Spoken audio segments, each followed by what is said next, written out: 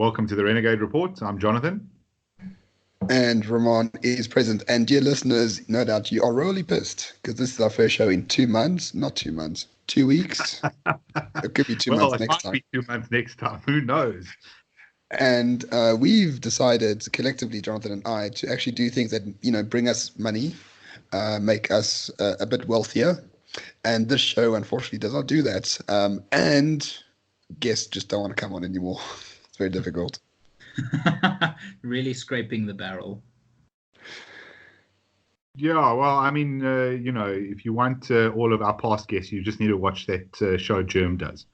But if you want, then, unfortunately, you're going to have to wait until people come on our show. Welcome to 2011, Germ. I mean... No, look, I mean, Germ's only about 2.5 years behind. Jamie's having Patrick Moore on soon. I mean, Patrick and I go over.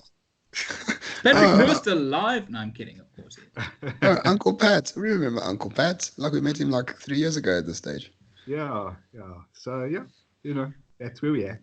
That's where we're at. So, I mean, if you want to... Yes, and Ronaldo's having Wotan, who we had on like a few weeks ago. So, yes, it's difficult being cutting edge, Jonathan. But, thankfully, our guest today will bring us back woods. And I would like to welcome the Podlitiek duo, Daniel Eloff and Hermann Pretorius. Gentlemen, welcome to the Renegade Report. Thank you. Thanks for having us. I'm just glad Daniel can get out a bit. It's, Are you two already riffing? He can get out a bit, see some faces, engage with actual people. Oh, yes, yeah. No, Sure, life in our courts is quite boring. I just see Andile's face the whole time, every day. Do you have him as your phone background or something? Yes. Makes sense. Well, let's introduce each other first. Okay, Daniel, you got 30 seconds. Hermann, you can introduce yourself after that.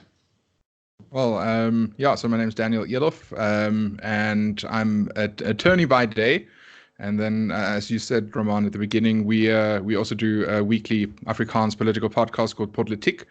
We're following in the big OG, as I call you guys, the OGs of podcasting in South Africa, the Oupa Grootjies. We're following in your footsteps, doing an Afrikaans show. And that's basically in a nutshell, I think, how we got to know each other, Ramon, at the beginning. Yeah, that's right. I've known Daniel for about 2 years now, I think, and he's helped us behind the scenes in a few things that won't be divulged publicly. But we are very grateful to you, Daniel. Thank you, Hermann. No one knows you. Like, apparently you write a little bit. You're a bit of an analyst, and no one cares. So, why do you exist?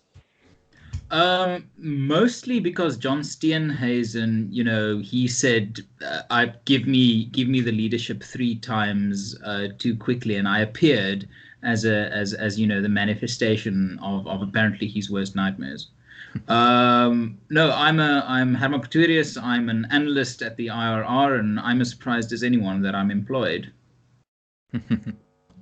Yes, and for those who follow the podcast, Hermann has been on before, a few weeks or a few months ago, while he was a bit more obscure. But let's talk about Podlitiek first. So the podcast scene has really exploded in the last, I would say, 3 years. Since the Renegade Report showed it how it's done. Everyone's riding on our coattails, you two included. So what is Podlitiek about, and why should people listen to it? Yeah, Hermann, I'll perhaps jump in if you can just fill in then when I leave gaps. Honestly, like I said, you guys are the OGs, and it started it's a bit more than a year ago now. Hermann and I we were discussing for quite a few years to start an Afrikaans podcast, and we specifically said that we wanted to do an Afrikaans political podcast. And the reason for that was we felt that there wasn't really, firstly, there weren't any proper political podcasts in Afrikaans, and there were, we wanted to be the first one, and especially to be the first one that had a very, classically liberal approach to how we do the podcast. It is, for the listeners who haven't listened to the Afrikaans podcast, it is a tad different to yours. I think what people really like about yours is it's these type of long form conversations and discussions, which are really awesome. But ours is a weekly podcast where we talk about 3 or 4 big news events of the past week. So it's a bit more, I would say, sort of, an informational type of podcast, but we are 4 presenters who do it each week. So there is quite a bit of lively debate and discussion going on. Yeah, no. To add to that, the reason we chose this format is we felt like many Afrikaans South Africans, in a way, clutched out of political discourse. For a variety of factors. I think after 1994 there was this kind of guilt thing. Thank goodness we're still here. So let's not get too involved in politics. Let's let the nice black people handle it. And then later on, I think it became the exclusion of having an Afrikaans a voice speak in the political arena. Became unfashionable in I think the increasing milieu of BEE and stuff like that. So the Afrikaner clutched out politically, I think, over the past 20 or so years. And this was just, I think, our little contribution of trying to just get people to re-engage with the stories. They don't have to have deep philosophical discussions about it, but just to, start this idea that if you're South African and you're Afrikaans, of course you can have an opinion about politics. Yeah, it's interesting you say that, because maybe we can explore this a bit more. You look at other markets of Afrikaans media. Music is, I suppose, the classic one, yes, where, well, nothing sells better in terms of a entertainment commodity in South Africa, really, than Afrikaans music. Recently it's been like a thing to I can't remember which rapper it is. Ramon is in with the cool kids who filled up the dome, and was it Casper or Noivest or one of these guys? Anyway, they fill up the dome, and they this is a big deal. Well, Afrikaans artists have been filling up domes and other large areas for decades now. When CDs were still a thing, they were basically selling far more CDs than middle class whites could buy. Now that's what I call music, and it's really been a phenomenon, and it's interesting because you knew there was that market there for Afrikaans music, which means there certainly was the market there for Afrikaans culture, for Afrikaans politics, one would imagine. And I think you're correct in some respects that there was almost this suppression. I don't think it's an oppression. I think it was self-imposed. I think there was this sense of, look, we had a lot to do with this bad shit that happened, or at least we're linked to it. We're heavily linked to this bad shit that went down. And we don't want to step on toes. We're going to kind of stay in our lane, and we're going to just keep out of the way. We'll continue doing what we do, which I think the Afrikaans community, economically, that's been proven true. They've done far better by some stats than they did actually in the 50 years prior to the current dispensation. And hey, what do you know? Freedom versus nationalism. But the bottom line is there was a suppression, and it's really interesting now to see kind of 20 years on, people going, all right, cool, I think we can come out of our bubbles now. Also, we do kind of give a shit about this stuff. And yeah, so I mean, have you guys seen a lot of success? What's the feedback like? I know you guys are running your show. You've got someone like, CakeNet is huge now, probably South Africa's biggest channel. For someone like Valdemar Pulser, is going into, I think, a 3rd or a 4th season of his news show, which is almost unheard of in a South African context, to have a continuously ongoing show. So what's the sense you're getting in terms of the uptake and the feedback community? So it's interesting, Jonathan, because I think you guys also experience it. It takes a while to get launched and to properly start, but when it starts, then it really does grow. It's the thing where it's like almost the snowball effect. When more people start listening, then they start telling their friends and their family about it. So but what was nice is we started out with quite a nice bang, and then from there it kept on growing steadily. And what I think is the biggest sign of us, growing, is the fact that since Podlitiek started, when we started, there were a few Afrikaans podcasts. There was Boer Bosch's podcast all about love and giving people hugs and things, and there was one other political podcast by Dirk Skeper, who's now a colleague of ours, who's doing his show also on a weekly basis, but it's a way shorter format. It's like 5 to 10 minutes of podcasts. But since then, there's been this explosion, much like that you guys have seen. Just broadly speaking, there's been this explosion of Afrikaans podcasts. Now, there are so many different podcasts. There are murder mystery. Our little network is starting a murder mystery podcast now, and there are sport podcasts, there are rugby podcasts, there are poetry podcasts, and it really has exploded. And I think that's why it's important to start this media format, and why a lot of it is we have to say and give credit where credit is due to you guys that started it at the beginning. When it started, specifically podcasts, there are a lot of people who do YouTube, and there are a lot of people who make content on YouTube, but podcasting is a way different media form. And I think a lot of people prefer, to be honest, they like the audio format, and they like the conversational, way that podcasts function in. Mm. I mean, I must give a bit of a shout out and some credit to Stephen Reardon, who really did start out with the Czar podcast, and which was an excellent, and still is, frankly. I mean, the interview of Tony Leon, I know we've had him on as well, and others have too.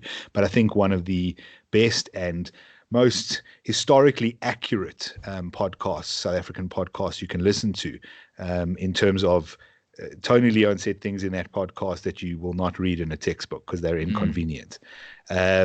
And several of his other podcasts were also excellent, and that was part of the motivation for us to start here. Obviously, us on Gareth Cliff's network, he was also a pioneer and still is of podcasts.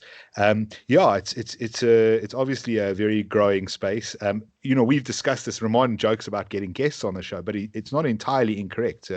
You used to contact guests and go, "Hey, we've got this podcast," and then some of them even said, "What's a podcast?"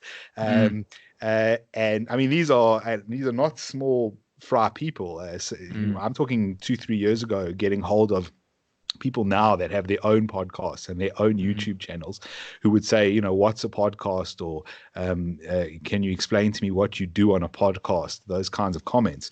And now it's everywhere, and I think everyone gets lots of invites every week to go on podcasts that they can be quite selective. But I am we're always happy. The more there are, the merrier. Our view has always been expand the space, especially the political space. I don't think this is a space that is liked by the mainstream media. In fact, I know for a fact that this is a space not traditionally liked by the mainstream media, because it's not packaged and it's not neat and tidy. Guaranteed we're going to say something on the podcast tonight. Don't worry, we're getting to you, Herman.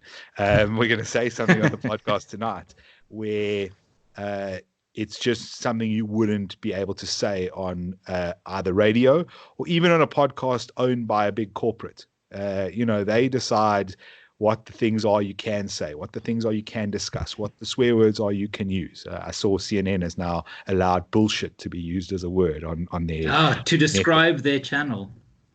Well, and also because at every opportunity now, Fredo will describe Trump as bullshit. So, How cutting edge, my goodness. Completely. Really? Well, after De Niro said fuck on air, I mean, frankly, I don't know why they're stopping at bullshit. Well, they're not stopping at bullshit. They're making very much an art of it. Yeah, I tend to agree with you. Who watches CNN anyway? I don't have DSTV, so screw all of them. But as Afrikaners, and I always ask this about Afrikaners because I'm not an Afrikaner, but I grew up in an Afrikaans milieu, like on farms, and I had Afrikaans neighbors and things like that. Is there a case for the following statement? Afrikaans is under attack by the government. Like, is that a real thing? Do you feel that it is real? If you look at Panyaza Lesufi's comments, you look at The comments from obviously Judas Malema et al. You look at Cyril's use of our people, and you know he means like Black South Africans. Do you feel that Afrikaans as a culture, as a language, is under threat, or basically that's a question. I wouldn't necessarily say that it's Afrikaans the language. I think it's the same criticism that people often have and give to Afrikaans used as medium of instruction at universities or schools, where they say it's a proxy to race. I think a lot of time they just use Afrikaans as a proxy to race as well. So I think there's more. It's more in the line of whiteness being a problem, and not necessarily the language specifically, because it's not just Afrikaans. So there'll be specific attacks on Afrikaans, like we saw with the Sufi with the building of the new Saltec campus. But we see similar attacks on Indian South Africans or on colored South Africans or on a bunch of other people. So I think it's just who's convenient to attack at that given time, and oftentimes Afrikaans is convenient to attack. You see it often. With some court cases, like with the Oorverval case that I was involved in a few years ago, they say it was about Afrikaans, but it's not about Afrikaans. It's about changing the racial demographics of the school, not necessarily changing the language of instruction and teaching and learning. Sorry, just for the listeners, sorry, Hermann, just that Oorverval case, was that the one where Lesufi forced the principal to write an affidavit? Yeah, so what happened in that case, it's obviously quite a long story with a lot of background, but the part where Lesufi was involved is not him specifically, but his department, is they in the judgment, Judge Bill Prinsloo wrote that, and was also evidence we put in front of the court, that what happened with Oorverval in a nutshell is Oorverval is a school in Vereniging, and it's the only Afrikaans school in Vereniging, and there are a bunch of other English schools around the school. And then the Department of Education in Gauteng decided to place about 60 English learners at Oorverval, despite Oorverval being at capacity. And this happened while the 3 other schools around Oorverval had space. They had capacity and plenty of it. So obviously it seems quite sinister. And then what happened is our clients contacted these schools to confirm whether or not they have capacity. And at first they said yes. And they did that in affidavit form. And then they went back and they said, afterwards, they said, no, sorry, that affidavit was wrong. We don't have capacity. And that was after the department supposedly, exerted some pressure on these principals to say they don't have capacity. So it was a strange time, and it was a strange case. And I think it highlights that Mr. Lesufi is not a friend of, freedom and liberty, especially in Gauteng. We don't see these issues happening in any of the other 8 provinces. Each year it happens in Gauteng to a very, very extreme degree. Yeah, no, I didn't agree with you. We're not fans of the man either. Sorry, Hermann, I did interrupt you. Yeah, no, I think it's a difficult question.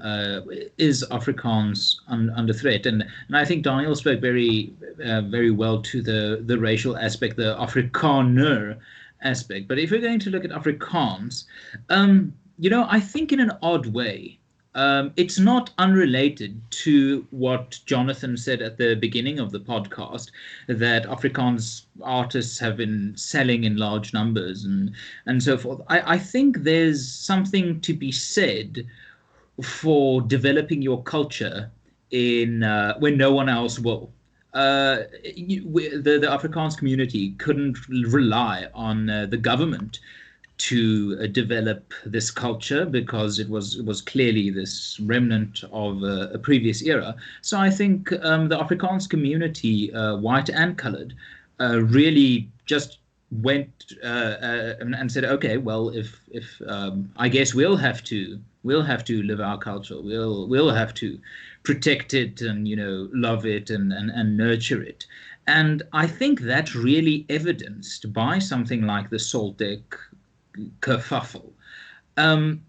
It's almost as if African languages, Black African languages, all the developmental potential or initiative has been outsourced to the government, to the state, because they'll do it. So let's not get too involved. It will happen. And I think the Afrikaner and Afrikaans is in the weird privileged position of being in an unfriendly environment where if what you like and love, you don't actively build and promote, it'll cease to exist. And I think that's very sad that we're in 2019 and we don't have a Zulu Soltech or a Xhosa Soltech or a Sotho Soltech that the government built, identifying something like mother tongue education and the development of African languages as part of cultural development and the redress of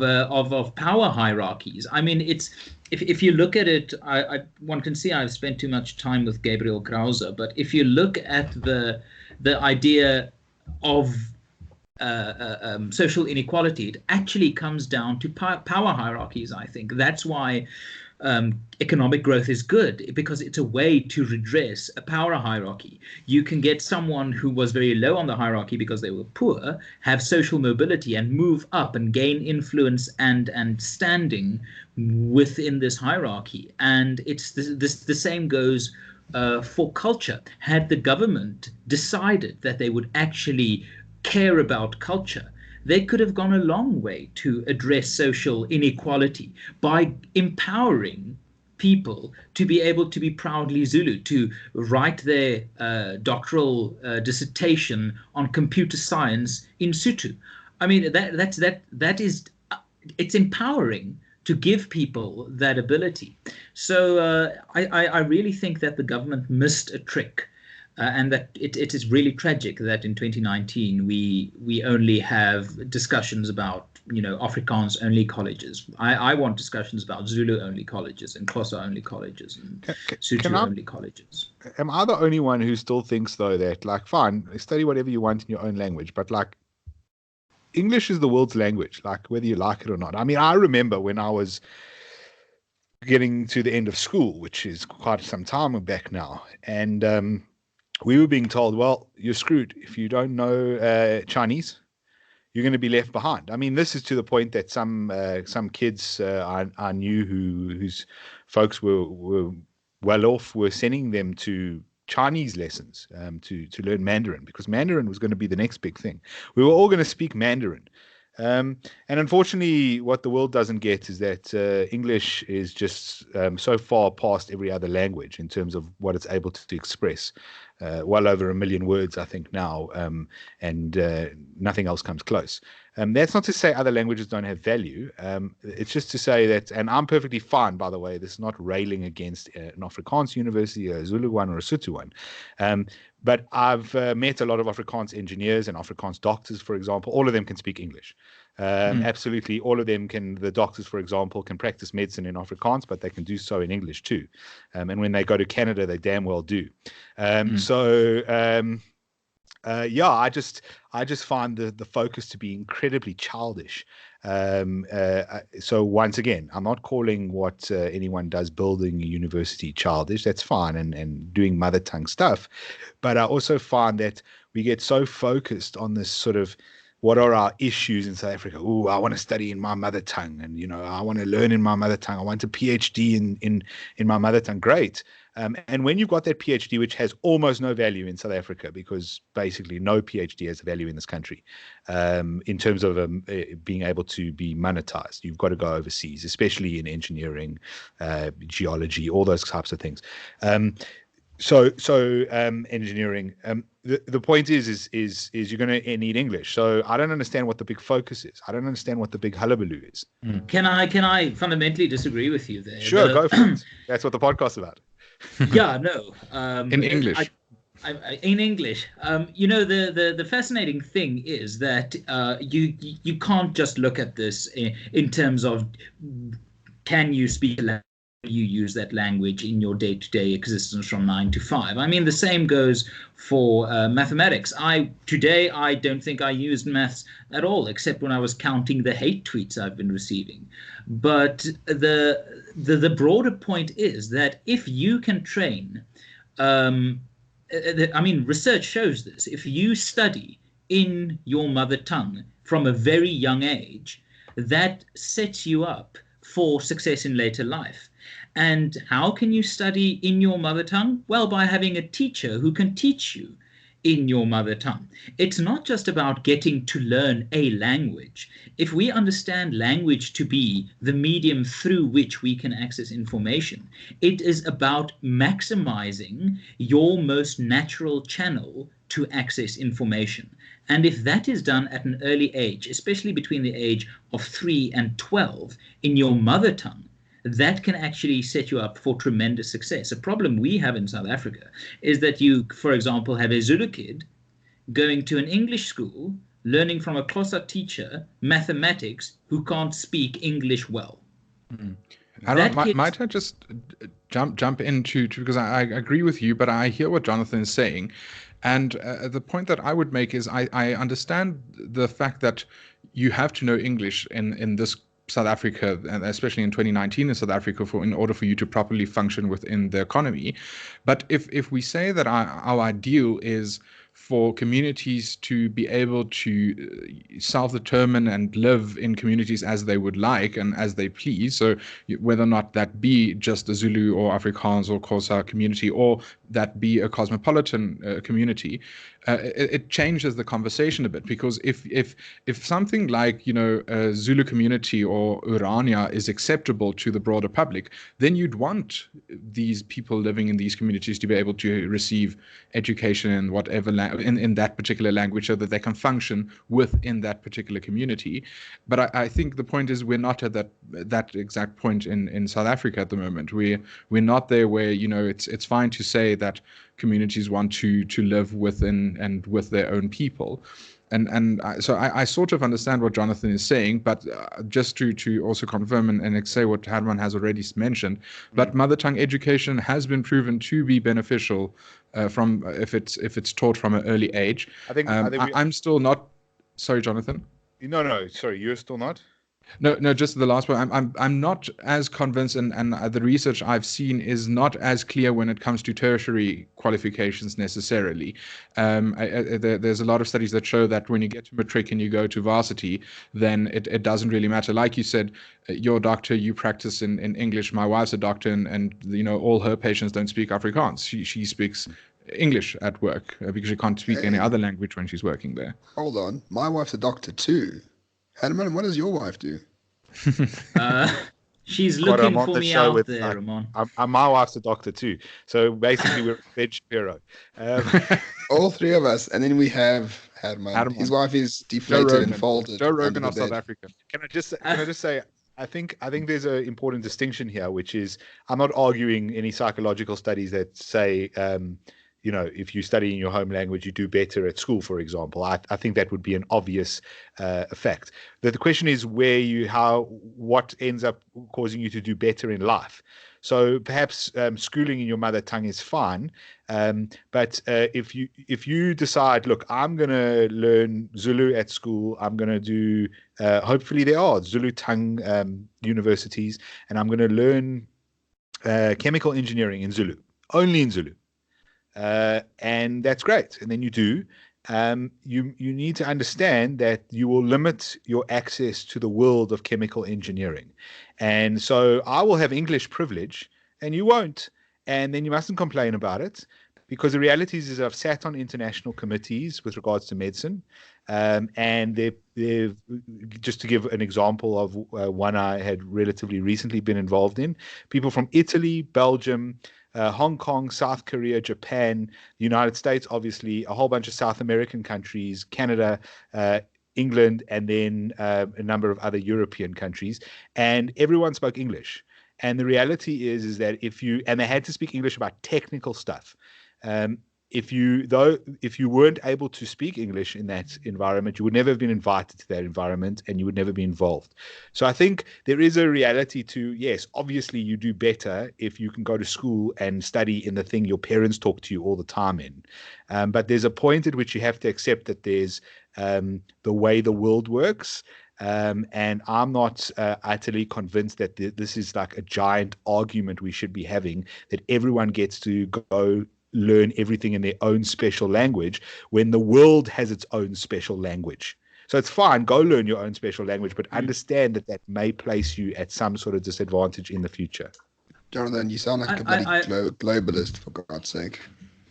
I really have to come in there and say that it might be completely true what you're saying, but I think you're missing, or not missing. I think that reasoning leaves out a lot of the fact that human beings are emotional beings. To be able to send. To be completely honest, if we had a liberal government that provided high quality English state education, and there wasn't racial division, there wasn't this racial blame game, and if we had utopia or the rainbow nation, I genuinely think the issue of language would be much smaller. But like so many things, it has become a proxy for liberty. So the idea that you can, if you want to, send your kids to an Afrikaans university, that's actually what I think the important thing is in this debate, is the freedom, the ability, the choice to have that, and that instinct to make that choice is made important or is made strong by the anticipation that you won't be granted that choice, that society, the government will somehow disallow you that freedom. So I think if I completely agree with your point, if you're not well versed in English, if you're not in command of the English language, you're going to have a very limited life in terms of any field. I mean, art, economics, business, medicine, any field. But I think the issue is important in our context and day and age because it has become a proxy for liberty. Yeah, and let us not forget that people can be bilingual, for God's sake. Like, living proof right here. I speak 3 languages.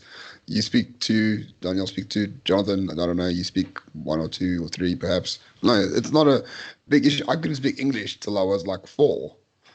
I could speak French. And now I'm very eloquent, as the YT say, about me being English. But of course you are. But I mean the campus that Solidarity is building with their own money, which I think is important to state, their own money. I think it's an important thing to do because it sort of gives an indication to others that, maybe you should just copy us. And if you want help, come talk to us. We're more than welcome. You're more than welcome. The state's not going to do it. The government's not going to do it. No, absolutely not. And I don't think it should be the state's role to provide facilities for languages in general, or to protect certain cultures or any culture whatsoever. The state is there to defend life, liberty, and the borders, really, and that's about it. To use taxpayers' money to promote culture or language is just the antithesis of what the state should be in the first place. I agree. I think this whole language debate can easily be resolved if they just sell all government schools, all public schools. Just sell them. Absolutely. And then it's down to market forces. It's down to what people would want. Yeah. I'm going to be a classical liberal, more than an anarchist or a libertarian here. Is if at this point we sell the schools to the highest bidder, it would result in economic inequality. The communities who can afford the schools will prosper, and the communities who can't won't. So I genuinely think that in certain circumstances, I think there might be merit in that point. But just to say we're going to sell all the schools, I really think it's a serious misjudgment if you think that's going to improve things. Herman, hang on, let me rephrase that. It might improve things on average, but I think it will cause severe problems that can be avoided through approaching the problem differently. I just think, firstly, it's obviously not going to happen today. The state owns the schools, and tomorrow they don't. It would be a gradual thing, and you can obviously put in, whatever measures you need to. Lend-lease a school from the government. Sorry? Lend-lease a school from the government. No, but it happens until it's possible. I mean, it's not just going to happen with a snap of the finger, firstly. And secondly, there are quite wonderful low-cost private schools already popping up because the public school system is failing. So it's not, this far-fetched dream. It's not impossible. It's already happening.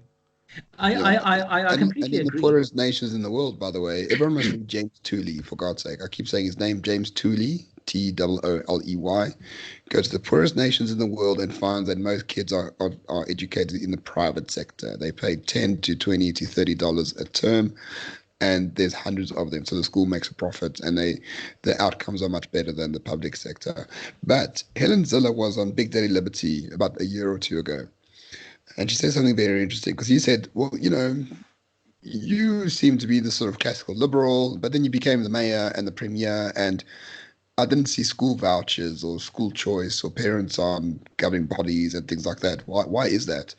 And she said, well, as soon as they opened up the space for parents to have a role in their school, it became a mafia state. Parents were threatening each other. Parents were were trying to get on the board to obtain some form of influence and control of where the school was going. It actually caused a lot more tension than before. So she said, she had to put an end to it and just put bureaucrats there or technocrats rather, and let them run it independently, so to speak, of the parents. So that's another factor that we don't consider because we're not inside that political realm. But I think it's important to consider when we say these things, what will it actually look like in the end? Theory is great. In practice, there could be a whole lot of complications. No, but there's only one theory that's gone pear-shaped there, and that's the theory of having parents running the show. I don't know why anyone thinks that's a good idea. That's like saying, "Oh, cool, I'm like we're looking for a new CEO of British Petroleum, so a petrol attendant should do." Like the realities are that most parents are morons, like most humans are morons. So the thing is just letting any parent who, given the opportunity to have power, is going to absolutely grab it with both hands and then use it to their own ability. I mean, I see this even in my own experience amongst doctors. You take groups of doctors working in the state, and obviously they have to be rostered on a timetable. You give that power to one of the colleagues who's an equal to the other colleagues. So let's say you have registrars who are all specialists in training, and you allow one of the registrars to roster the other registrars. It's an absolute dog show. Okay, these are clever people, but they most commonly will use the power in a negative way to disadvantage their colleagues and to screw each other over. And no different would be in a school. And the difference being is that if you voucherize the system and the school is privatized, it has to work towards some sort of capital outcome. Whereas just putting parents on school bodies, what outcome do they have to achieve? Being a dick. Like this is why. So I'm not swayed by that argument from Helen, frankly. I genuinely think that it's always refreshing to hear Helen's point of view, because I mean, as Ramon says, she has experience that actually very few of us have, looking at society from the other side of the social contract. Excuse me. And I think it's less of a theory in Helen's case, and I think more of a judgment call, an experience that something was tried and something didn't work. So it's interesting to me, but I think there is not a compromise, but I think one can have the best of what you're saying, Jonathan, and one can have the best of what Helen's saying by having devolved political authority to the most practical level of government, and to have as much participation, stakeholder participation in the devolving of those powers as close to the community as possible. And I think there the government can actually play a role.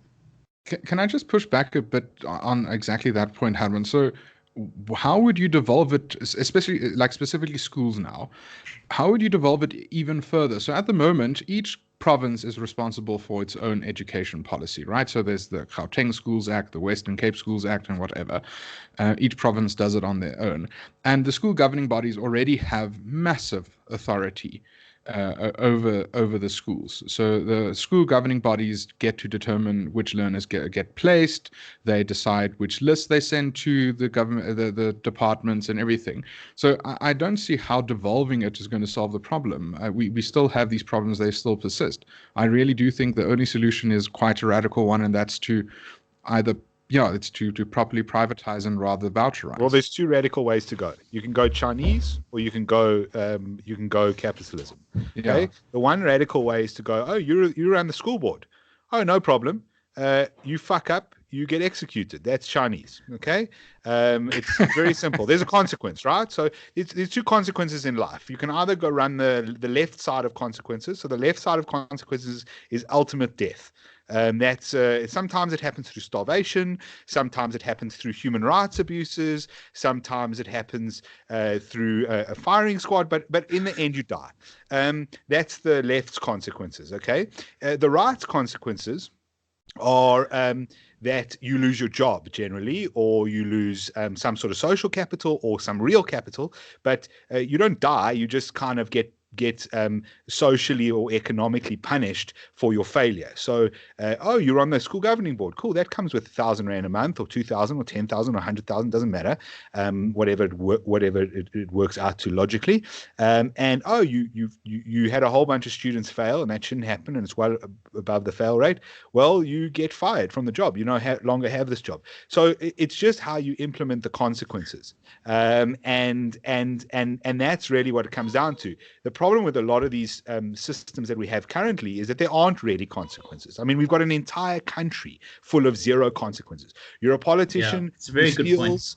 Who steals billions of rands, no consequences. You're the friend of a politician who steals billions of rands, no consequences. You're the bank manager who allows the transfer of billions of rands to move across borders, no consequences. You're the accounting firm who signs off on those books, no consequences. Like, there are no consequences, be it private sector, be it public sector. There's zero consequences for anyone. But if I dare drive on a highway at 140 instead of 120, I'm going to lose points off my license. And if I don't pay that fine, they can arrest me, and they will happily put me in prison for that. And when we do get to Ramon's anarchy, no, he's going to say that's not an anarchy. I know. I'm just kidding, Ramon. We're already halfway there, my friend. But when we do get there, and people are like, so let me give you an example. I am not going to become violent with a police officer who pulls me over and tries to arrest me because I haven't paid that speeding fine. I'm going to go, okay, arrest me, and then I'm going to phone a lawyer, and I'm going to run through that whole process. But in Cape Town, we've had taxi drivers who, because there've been different rules for them, have been being pulled over for this exact reason and being arrested, and then become violent and basically have been assaulting police officers and burning property, etc. And I don't think we are very far away. Obviously, something has to happen that sort of is the straw that breaks the camel's back. We're not there yet, but I don't think we're very far away from average people getting to that point, getting to the nobody else follows the rules. I am not following the rules. We already have that to a large extent. We see this on our roads. We see this now with regards to paying of tax. I think there are many, many people jimmying the system, probably rightfully so. I think it's probably immoral to if you have an opportunity. I'm not in such a position. My tax gets taken away from me almost automatically. But yeah, I think we're going to get to the point where even the average, normal, good guy gets stopped by that cop and goes, no, I'm not being the fall guy. I'm not doing this. Jonathan, I think you make a very good point. The lack of accountability is a great problem.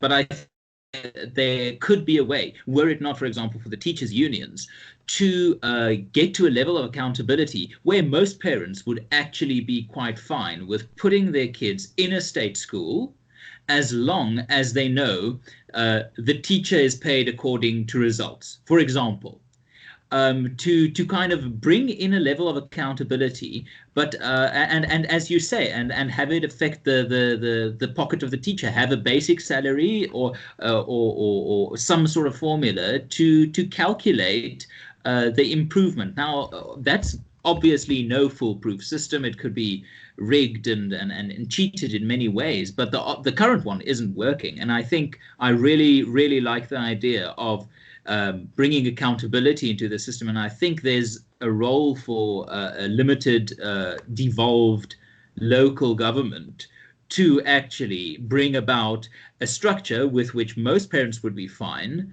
buy into that social contract aspect. Like my parents sent me to 2 state schools.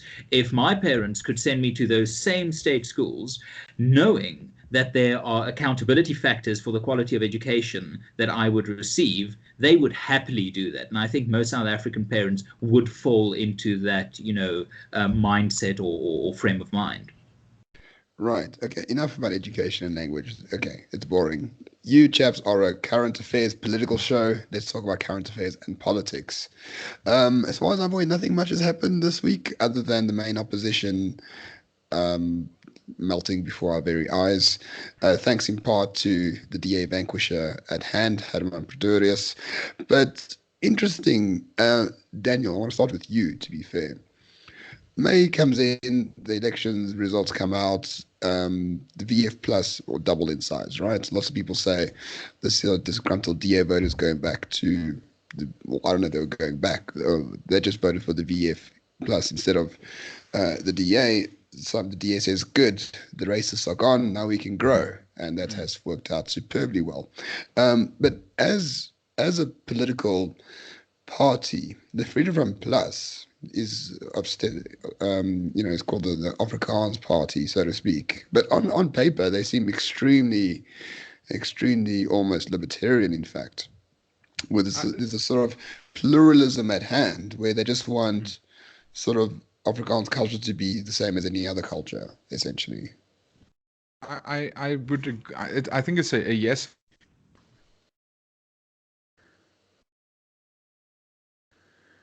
All right, it looks like we lost Daniel there. Sorry, Daniel, we lost you for a second. Yes, the Front Plus. Am I back? The moment Daniel started criticizing the Freedom Front Plus, the connection just went. I mean, people. The whites control the internet in Pretoria, and specifically is it back the now, Afrikaners. You're back, Daniel. Sorry, please go ahead. Wonderful. Well, I'll just start from the start. I think it's a yes and a no. I think it's a yes in the sense that the Freedom Front Plus, they stand for policies that would give them the freedom, or their constituents the freedom to do whatever they would want to do. So they pro federalization, they pro free speech, but they are still an Afrikaner interest party, and they say it very proudly, and rightly so. I mean, by all means, there should be room for people to have a party that identifies according to a cultural group. So I would be hesitant to say that they're libertarian, because they do have a bunch of views that aren't libertarian, especially when it comes to social issues. And then sometimes I think there are instances where the Freedom Front Plus would say they would call on state authority to enact legislation that suits their ideology. So I would say they're more of like a modern type of conservative party at the moment, than they are a libertarian party, at least in my view. I think that's a very fair view. But my problem with the Freedom Front Plus is I myself, I like, if I want to engage in politics, I want to engage on principles. I think the Freedom Front Plus engages, I want to engage on the level of principle. I think the Freedom Front Plus engages on the level of grievance. And I think grievance politics is a shallower form of politics, because I think it's a politics that caters more to the lowest common denominator than something like shared success or shared value. Well, I mean, if you're talking about grievance, then Donald Trump won on grievance. So did Brexit, no? Like, it's a very effective way of doing it. Who has ever won on principles in politics? I'd argue that Brexit was won on the principle of sovereignty. The whole idea of take back control. I think it has an emotional appeal, but I don't think that's just grievance politics. I think actually the clever thing that the Leave campaign did is they took principle politics and they translated it into the language of grievance politics. But that's the whole point, is grievance doesn't happen without principle of some sort. You don't just have a grievance. Your grievance comes from some violation. And hopefully a violation of an actual principle, and hopefully that principle is foundational in nature. So Donald Trump wins on the principle that we have a sovereign country and we don't just allow the sovereign country to be invaded. And so the grievance, immigration, the wall, the principle, sovereignty. Same with Brexit. You take something like the cultural stuff that's happened in the United States. The principle is family values, maybe, the nuclear family, the idea of biological truth. I laugh because it's like that's a controversial thing now. That's so the grievance is transgender bathrooms, right? But the principle behind it is biological truth. So I agree with it. Yeah. I think that you can come from that. My problem with the Freedom Front Plus actually is that, while we're going to talk about the DA, I'm sure, and while we know lots about the ANC, and while we do know a fair amount about the EFF, because, well, they make so many cock-ups, it's hard to even keep track. And even the DA, we eventually find out whose car, Musi's driving. We don't know very much about the FF Plus. We get told, obviously, that they're all racists. I mean, that doesn't really mean anything anymore. Dave Chappelle's a racist, so frankly, who cares? But it seems like a family business to me. That bothers me a little bit. That's really what I'm quite bothered about. There's not much transparency, and it basically seems like some old toppy and then his son and also his cousin and also his brother. And the brother's wife, but I think to go to your just to take a step back. I think if you take the example of transgender or principle politics versus grievance politics, my suspicion, and that's the uncomfortability I have with the Freedom Front Plus, my suspicion is that if they had an issue of principle and a solution was on the table to solve their grievance based on principle, but not to solve that grievance across the board as a principle, I think they would go for it solves our problem, so I'm kind of going to go with it. I think that's probably fair.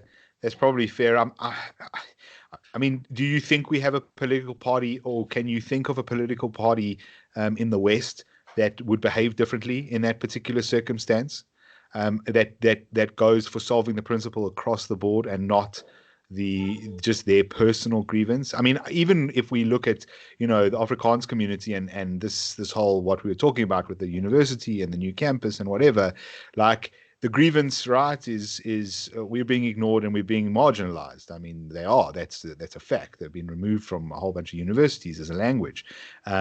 So they built their own, and that solves their problem. And I suppose the argument could be made from other people's perspective, well, yeah, it solves your problem, doesn't solve ours.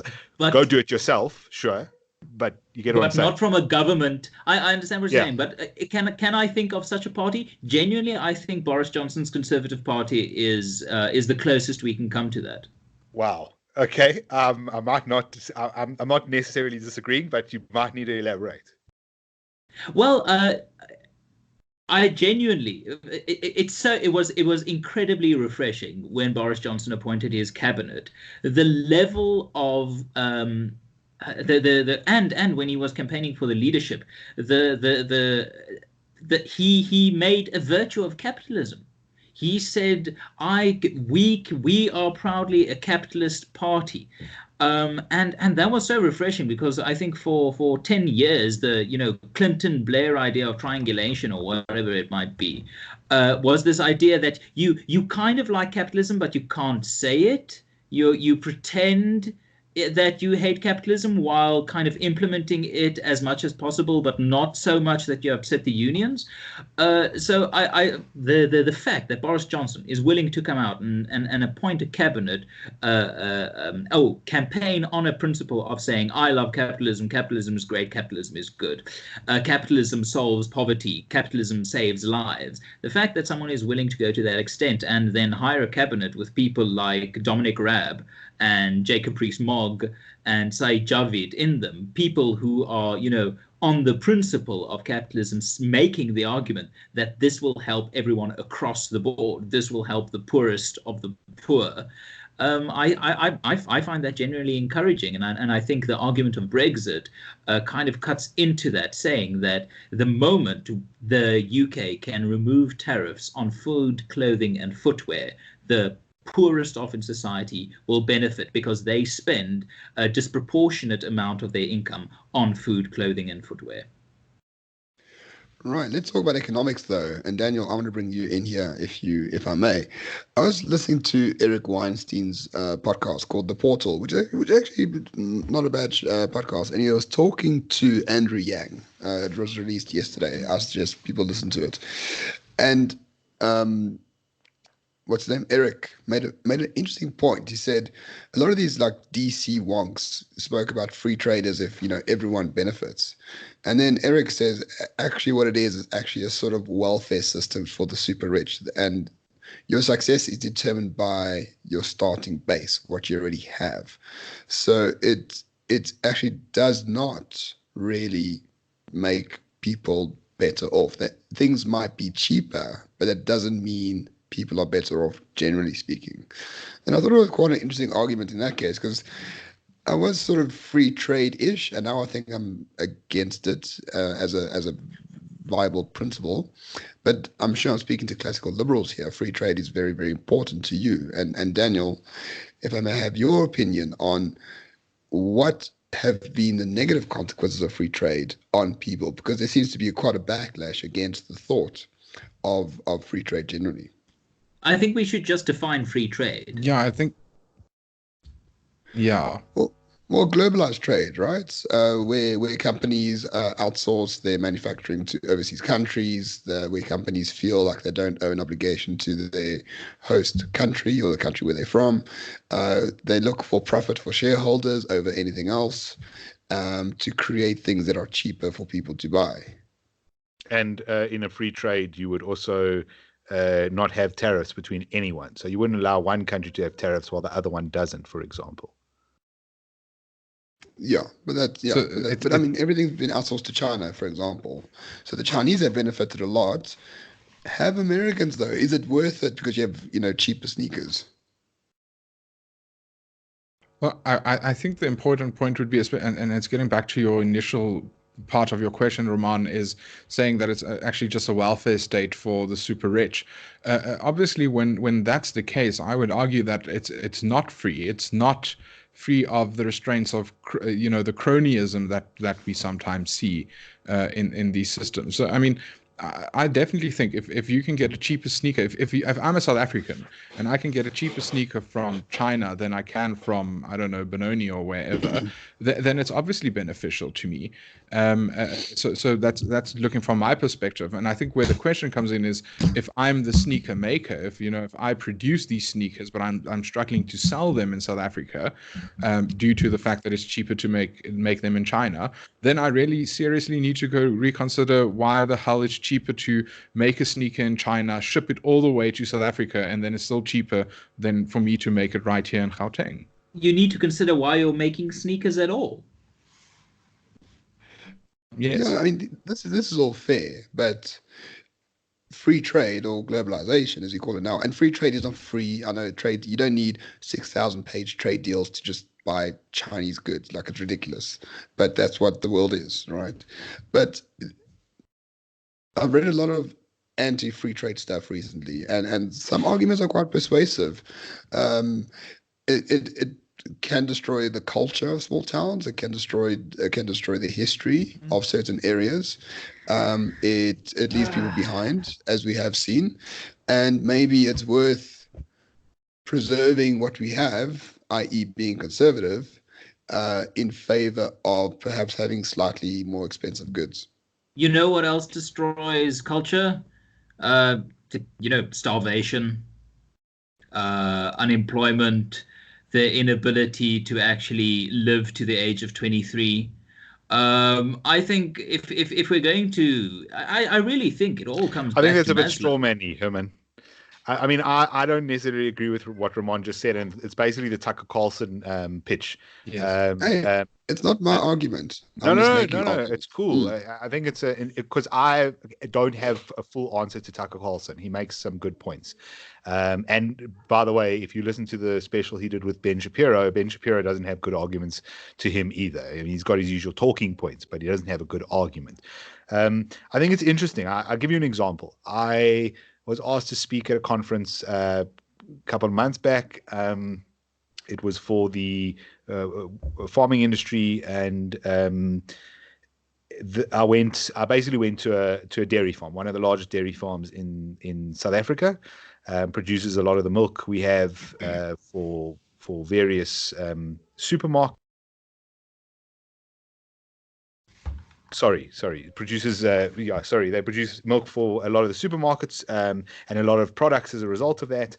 A really fascinating operation, just because I've never really been to a dairy farm and been shown how the whole thing works. They took a whole team of us through and showed us everything, and really interesting. And they talked a lot about all the different environmental stuff they're doing, and a lot of what market forces are causing them to change. So they've actually got to care about like the waste, for example, and where it goes. So like 50 years ago, you had a dairy farm, the manure from the cows just sort of washed away into the river. You can't do that because it's actually bad for the river. So they've got like all these renewable ways to reuse it, and it's very, very interesting. Anyway, the I'm sure very boring to the podcast listeners. The point is then the other day I see that it turns out that a lot of the milk not a lot, but a lot of milk we're getting is actually being imported from Poland, right? So we are importing milk from Poland, and it's on the shelf, so long life milk. We make long life milk as well here. The farmer in charge actually said to me that their products now South Africa is about, I think, 60% long life versus fresh milk. So maybe you save a couple.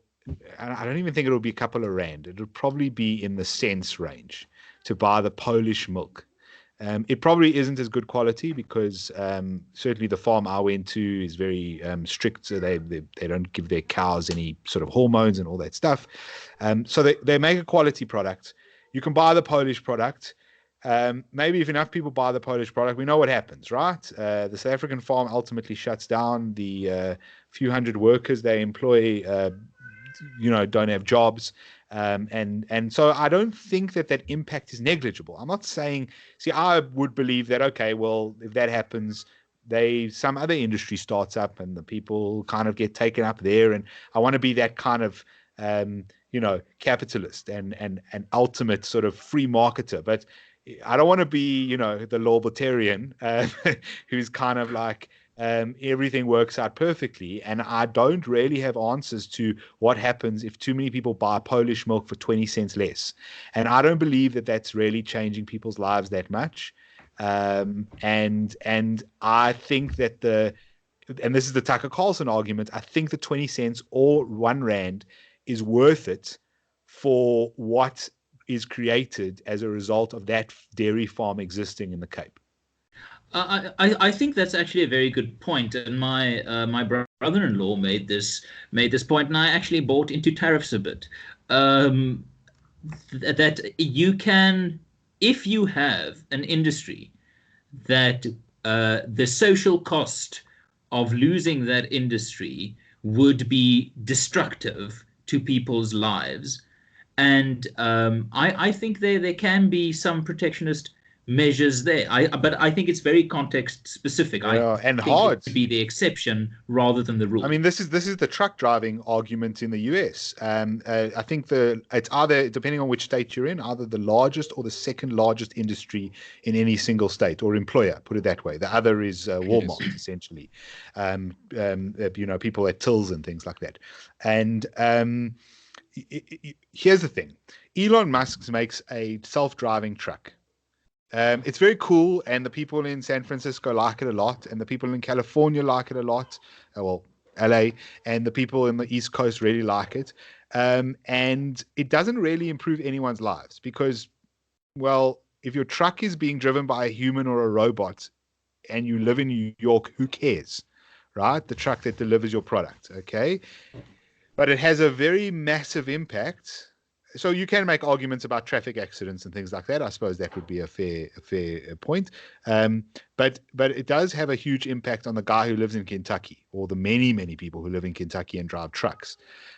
So I don't know. I don't know what the answer is there. My classical liberal free market person goes, no. If Elon Musk wants to market trucks and AI trucks and AI trucks are the way of the future, and all the other guys, the normal truck drivers, lose their jobs, that'll be fine. But I'm not sure it will be fine. And it will create suffering. There's no doubt. There's a period of suffering. So, I often make the argument that the big talking point at the moment, if you're one of these consultants who is a futurist and you go and talk at banks all the time and tell them what's going to be the big thing in the next 5 or 10 years or whatever, they're always wrong. I mean, who's it? Dion Chang, I think. Go back and listen to a podcast from 5 years ago. He sounds like a fool. But the point is if you listen to these guys, if you want to be one of those oaks, what they're talking about is the future of work. That's the big subject at the moment. If you want to go make cash at one of the banks or one of the consulting firms, you go and tell them you are going to talk about the future of work. And the future of work is that there isn't going to be work because AI is going to take over almost everything and all of this stuff. And it's the same example I give of the turn of the previous century, which was when we automated into vehicles. Essentially, moved away from horses and things. But the truth is that process didn't result in no suffering for the people who used to put shoes on the horses and the people who used to pick up the shit and all the rest of the stuff, right? There's a turnover phase which does result in a problem. And I'm not sure we've thought about that properly. I mean, it's the whole idea of creative or what's it? Creative destruction or constructive destruction. I can't remember the capitalist term. And it basically, I think it does boil down to that. But where I think we should be very, very careful is to think that. Who was it? I think it was the head of the U.S. Patent Office in 1844 or some absurd thing that said everything that has ever been invented, that could ever be invented, has been invented. And to kind of pause our technological development, because at this point, going further than we are now would be socially dangerous and would have a high human cost. I think that would be an error to assume that we have reached, peak technology, peak development. Yeah, no, we haven't. And yeah, so the thing is, the change from the horse-drawn carriage to the car, it wasn't just that we could get to our destination quicker. It was that people died less of infectious diseases that horse feces spread throughout cities. It was an improvement in noise pollution. So we have to be very careful about what we consider to be positives and measuring the positives of progress. I absolutely hear what you're saying, and that's, I think, one of the mistakes that Margaret Thatcher actually made when she closed the coal mines. That's where I really think the government could have stepped in and made the judgment call saying these people are going to be without jobs in, let's say, 5 years. We as the government can step in and provide education, upskilling, training to make sure that the skills that they currently have can be put to some sort of use. And I absolutely agree. But I would rather say we focus on making that buffer as soft and as humane as possible, rather than saying it's better to avoid the buffer at all and just pause development. Yeah, well, I think it's just a case of actually just being aware of unforeseen consequences of decisions and of technology. But Daniel, sorry, you keep talking and then people interrupt you, and I feel like you're being left out. So I do apologize on behalf of Hermann and Jonathan Witt. for I interrupting was you. in a debating team with Hermann for 3 years. I'm Oh, used sorry. to him I just just want jumping to. in and being. I'm kidding. That was joke. Daniel, do you have any strong views on progress? And not that it exists, I don't think it does, on technological progress, that is, and its ability to maybe render human life less meaningful? My view is quite simple this instance, and I'll give Herman an opportunity. I see he really wants to jump in as well, but my view is quite simple in the sense that I think firstly we need to think what's the alternative. Is the alternative that we ban automated trucks just because we're scared of the consequences that they're going to cause? I agree completely with what you were saying, that you all were saying that we need to be aware of the secondary consequences of progress in technological development. But I mean, the point is, you're not going to stop automated trucks. You're not going to stop the development of AI and machine learning and whatever, just like you weren't going to stop automobiles 120 years ago. So that's the first thing, is I don't see what the alternatives are. It's the same with the free trade argument. The alternative to not having free trade, I would argue, is way worse than having the consequences of free trade and the possibility of these crony capitalists, whatever, getting their grubby fingers into all these things. So that's the first thing that I would say. And then the second thing is, humans are innovative. We adapt, we change. We're not still sitting with hundreds of thousands of horseshoe makers who are still unemployed and waiting for better opportunities. They go and humans go seek new opportunities, and they adapt to the times. And I think the same would happen, even with trucks. And then the last thing is, especially on the automated truck question, because I listened to the same podcast that Jonathan referenced, the one with Tucker Carlson and Ben Shapiro, and I have to say Tucker did make quite a few good arguments. But I would just say, specifically on this question, there's still place within the market for people to make moral choices. We see it all the time. We see people deliberately paying more for organic food despite the fact that it's more expensive. And the same could happen with logistics. People could actively say, I decide to rather use a logistics company or courier service or whatever that employ truck drivers or employ veterans or employ, formerly disadvantaged people or whatever, because I'm willing to pay that extra price to do a social good. And I think the same could happen with the development of technology.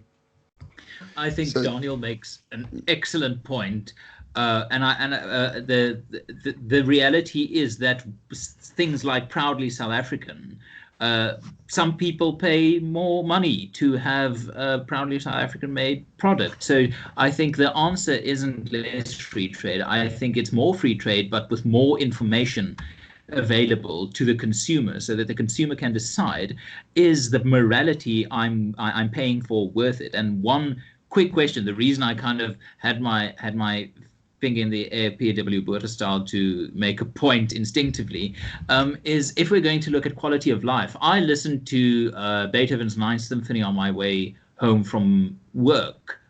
That I could do that because of capitalism.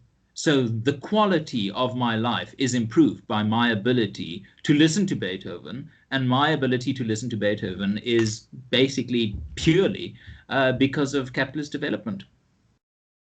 That's fair enough, but I think Daniel has a very interesting point that we should actually talk about. People don't make rational decisions. Human beings aren't rational beings at all. We are emotional beings.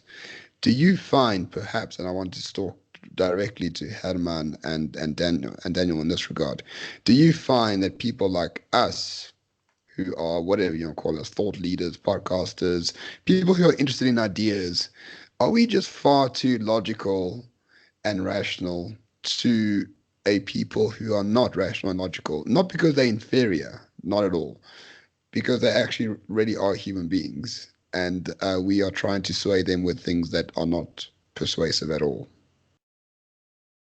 Ramon, I think it's an interesting question, and just linking it to our previous topic that we were talking about, I don't think the emotional is completely detached or removed from the emotion. You can make a completely rational decision based on the emotional effect that it would have in the end. It's part of the package. It's part of the decision-making process. So yes, the rational thing would be to buy the Polish milk that's 50 cents cheaper, or to use the logistics service that's cheaper because it uses automated trucks. But part of your rational decision is you realize there are real-world consequences for these consumer habits of yours, and you incorporate that into your rational decision. But getting to the point, I do think there is it's a missing gap, or a massive gap between talking the philosophical side of these things and the actual consequences. I can promise you, if you go to 80% of the country, they don't give a damn about, saying, well, you're a rational, reasonable, logical actor, and you should act accordingly. It's not going to change how that person functions. And I think that's why it's important that we have institutions like where Hermann works, the white supremacist, classically liberal Institute of Race Relations. I'm just joking. It's ridiculous. The point is, it's important that you guys do the research you do, because you give the views of the real South Africa, the all South Africans, how they feel, and it's important to have that view, because we can't just have these airy-fairy academic philosophical talks. We need to have the talks on how people hear and see the things and the arguments that are made. Yeah, the reason why I ask is, sorry, Herman, go ahead. No, go ahead. No, the reason why I ask is I'm reading Rory Sutherland, who's one of my favorite authors, and he's the vice president of Ogilvy, a marketing company. And he had a TED talk about 10 years ago at this stage, where he says the Eurostar spent like £6 billion to make the journey between France and London like 30 minutes shorter. He said if he had £6 billion, he would give back $5.5 billion and put massive Wi-Fi infrastructure in the train and have the best Ukrainian supermodels to serve drinks to everyone. So people don't care if it's 30 minutes faster or slower, or it doesn't matter. The journey itself was more pleasurable. And that sort of idea about what are we actually looking for? Is efficiency and is getting things right, and is utilitarianism as a general rule, is it actually what we need to strive for? Or is it about finding ways to, well, I don't know what the opposite of that is, but to make ourselves more persuasive, maybe we need to get away from the facts themselves and talk about stories and talk about things that people are actually interested in rather than facts and data. I don't know. That's a dangerous path to follow. You sound like Greta Thunberg. He shouldn't be here. You shouldn't be here. How you should dare be you? in school. How dare you? Great. That is really one of the best memes of this decade. No, shit on her all you want, right? But she's a bloody global superstar by appealing to emotions. Well, no, she's a global superstar by being thrust into the public eye of a media that is bought and paid for, and she has millions and millions of euros behind her to do that, because they weren't winning with the 97% of scientists agree, so they did the 16-year-old teenagers agree. They diverted away from facts, and even though 97% was wrong, it's still a factual proposition. Ramon, I'm going to sorry, Jonathan, you were actually busy speaking. Yeah, no, it's fine. Go, Herman. I'm going to disagree with you. The reason Greta Thunberg, the reason her story is so popular is because people think it's true. People actually do care about facts. People like to think they are rational. That's the point. I think the people, you've got rational people and emotional people, but I don't think people are either. I think people like to think they are rational people, but regularly act emotionally. They react to Greta Thunberg the way they are because they think it's a rational reaction. No, well, they just justify the feelings that they have, right? I have once again, right? This go goes ahead. to, I think, the fundamental problem that I have with this kind of reasoning. If I tell you to, Ramon, quickly be angry, how are you going to reach the feeling of anger? You're going to think of something that makes you angry. So I genuinely think we should be honest about how thought and subjective reason, not flawless reason, but subjective reason leads to emotions. And the reality is that people like to think that they are rational. They aspire to rationality, and the reason they buy into Greta Thunberg is they think that's a rationality that they can buy into.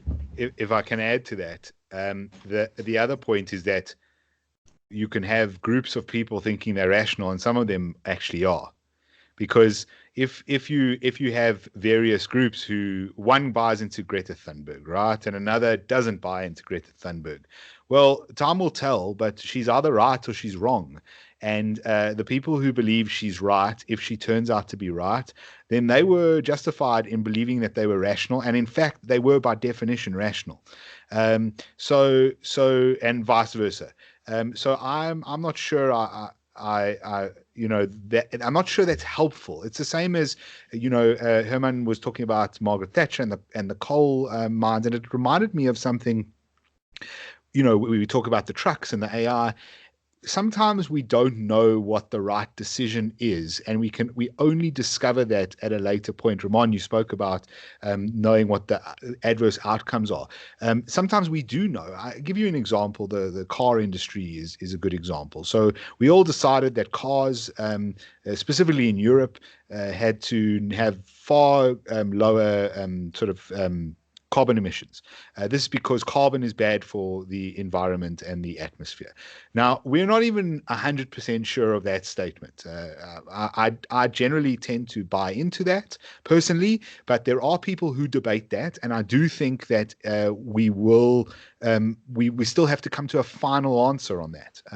So point is they said they believe that that's the rational position. Carbon is bad for the environment. So they said your Porsche cannot have a V8 anymore. It needs to have a twin turbo. Porsche said we've got to have equal power. So they said, all right, how do we get there without the V8? And they said, all right, twin turbo. So they put the twin turbo on, but the reality is that that's ultimately not necessarily cleaner for the environment. It's the same as where we're going with renewable energy. We've seen nuclear would be probably the rational way to go, certainly if you take the facts that we're aware of, Ramon. But most people seem to buy that the rational view would be solar, and the rational view would be those terrible windmills. And the reality is that most people don't know this, but both of those things are very destructive. The stuff you have to mine to get the solar panels is actually quite hectic. The batteries in the cars, by the way, that are now becoming hybrids are difficult to get rid of. The materials to put in them are particularly onerous, and in some cases there's debatable human rights abuses being committed to get them. There's a whole bunch of stuff that happens. You're using facts, but I still want to buy a Tesla because I don't give a shit about the batteries, because I will just want a Tesla. But that's because you're a bit of a shit, though. No, Teslas are Can cool. I perhaps just... Yes, Daniel. Just to get back to Jonathan's previous point, I think the important thing is that rational doesn't necessarily mean objectively correct or right in the end. It means that using the facts that you had or the information you had at that time before you, and coming to the rational conclusion based on those, facts or information, that set of information that you have, that's the rational thing. So a lot of things in the past have been horrible, but they were rational at the time. It made sense to the people.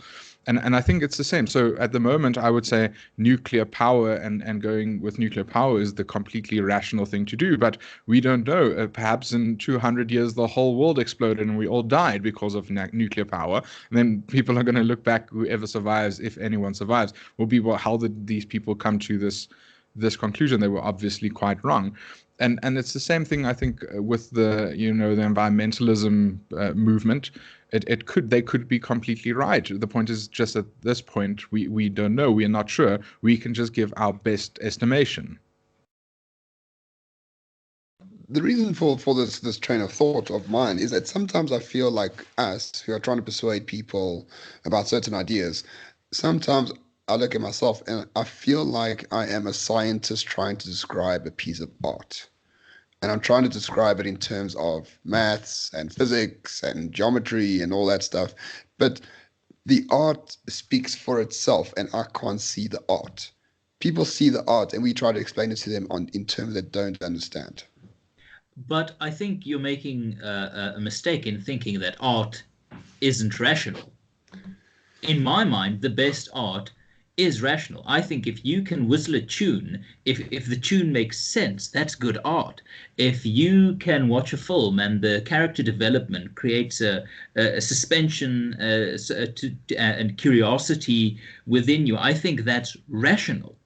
So if we're going to say, let's do stories, not let's be, I don't know, story driven. Stories are rational. I think if you're going to try and make the point that stories aren't, then you're going to end up writing J.J. Abrams' Star Wars. It's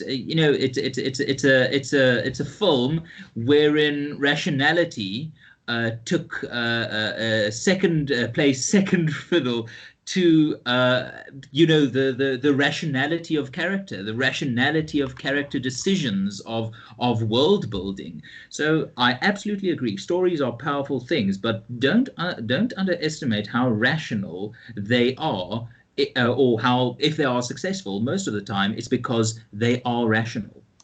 Well, let it just be said, I hated Star Wars before it was cool. I thought all them are shit. And I'm glad that I've been vindicated.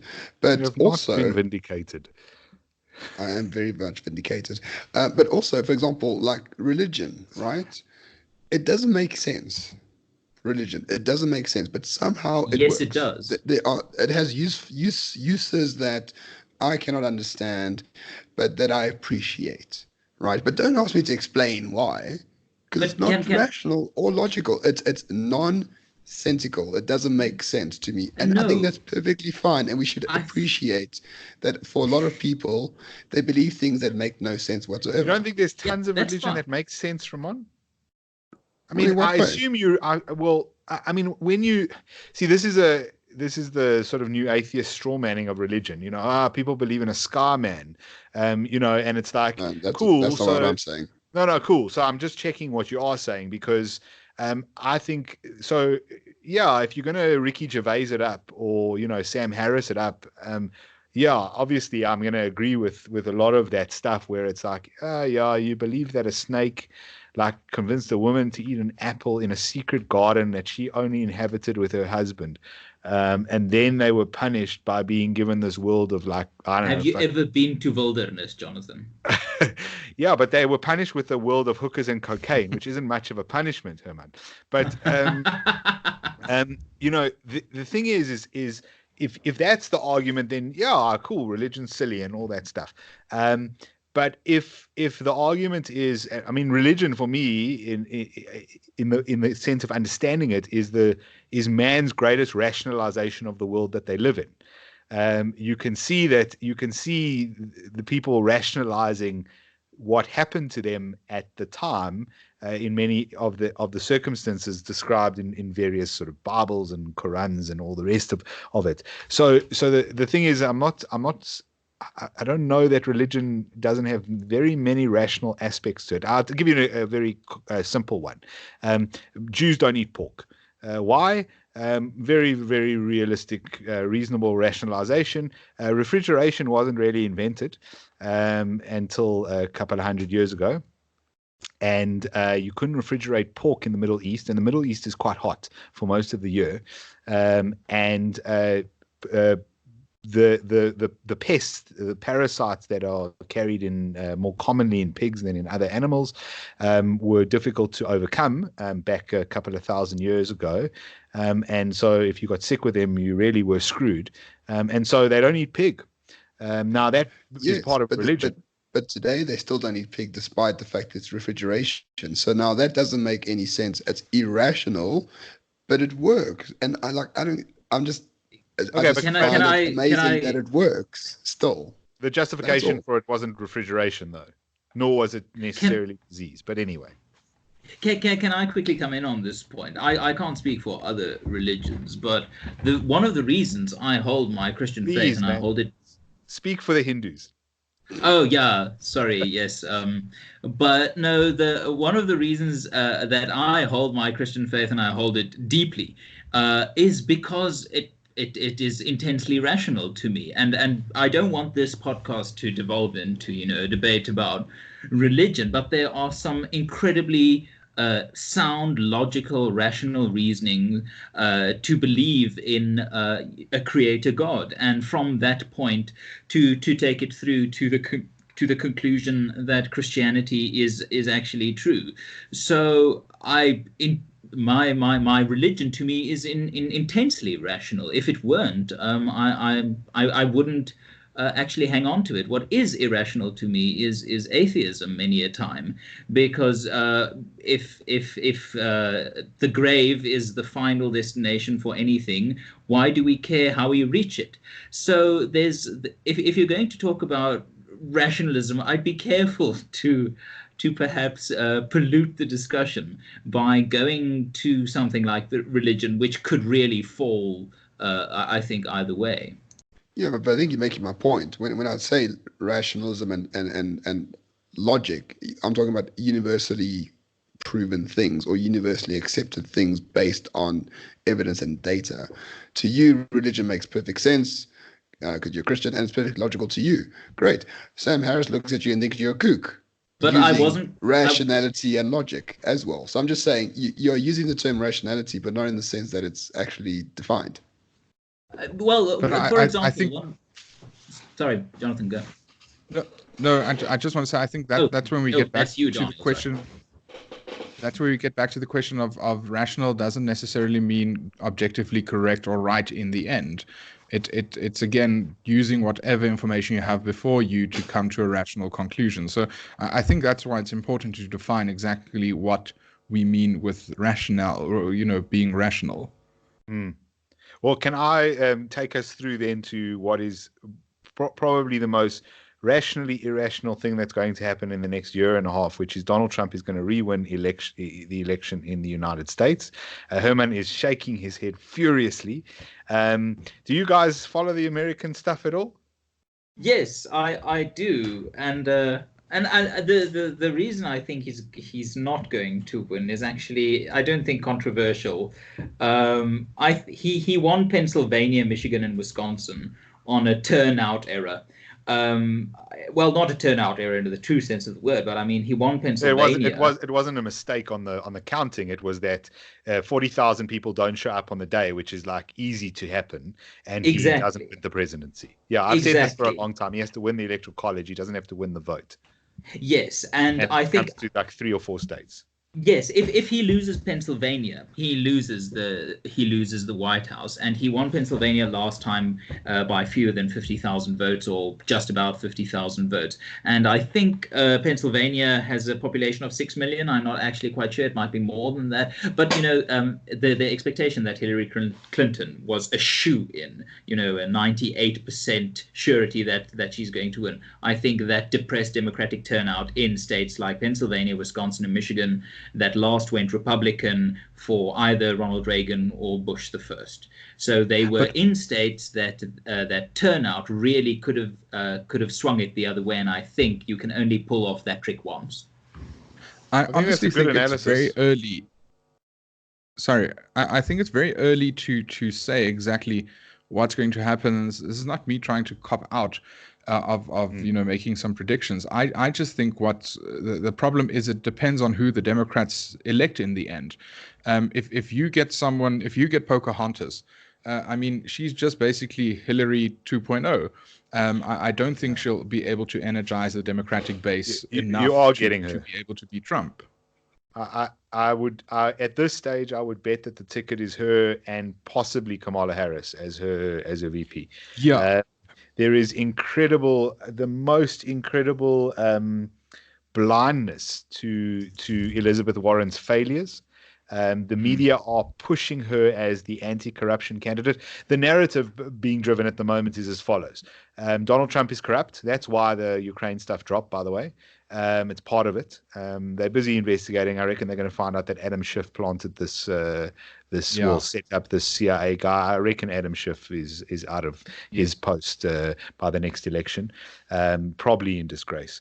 I mean, he might get protection from the Democrats. He probably will, but he should be out in disgrace. But the idea is they set up Donald Trump as the corrupt candidate. And they very much are pushing Elizabeth Warren as the anti-corruption candidate.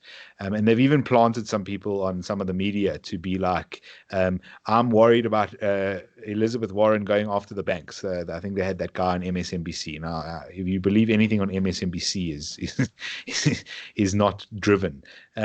So the thing is they're positioning her like that.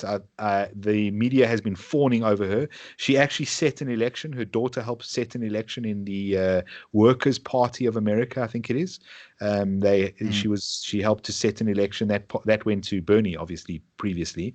This time around, they're giving their endorsement to Elizabeth Warren. Bernie came second, but they won't release the vote tally. They normally do release the vote tally, and there was a donation given to the organization prior to the vote taking place by Elizabeth Warren. So that hasn't been reported very much, by the way.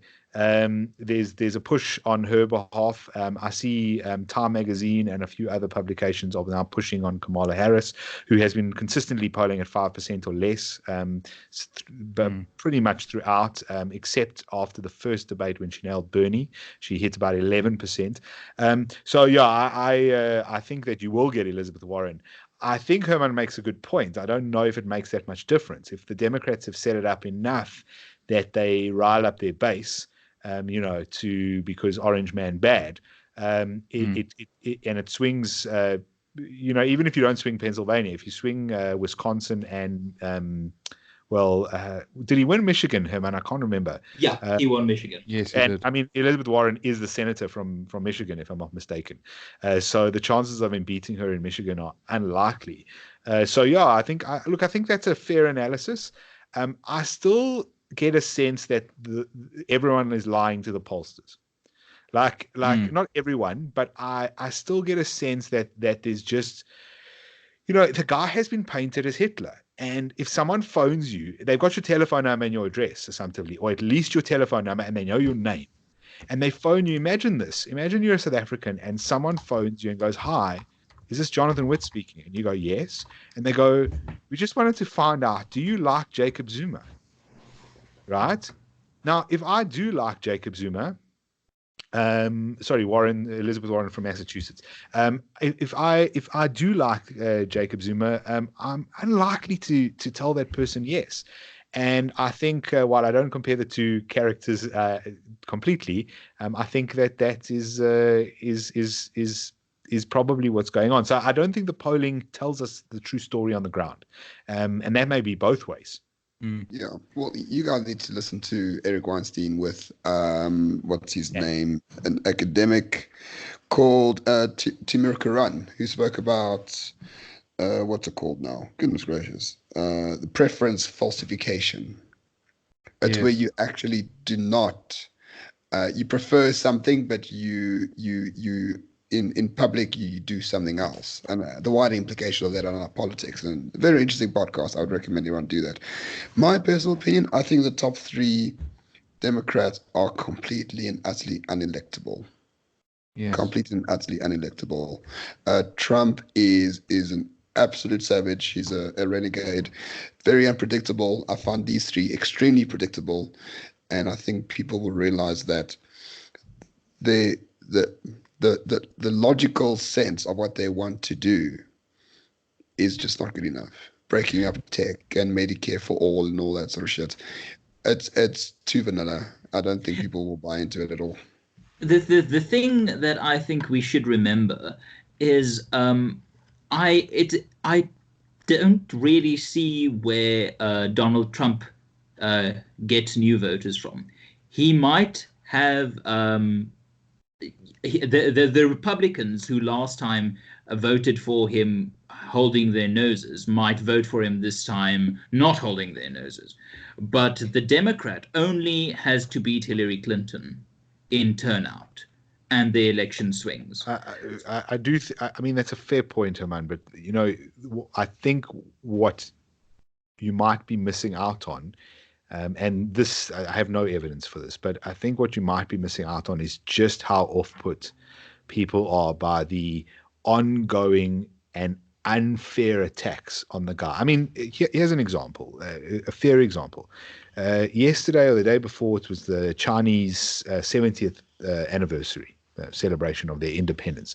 I mean, their independence being 70 years of communist rule under which they killed tens of millions of people. They have committed heinous human rights abuses, rolled over people with tanks, continue to enforce child labor to this day, all kinds of things that really we should all be condemning.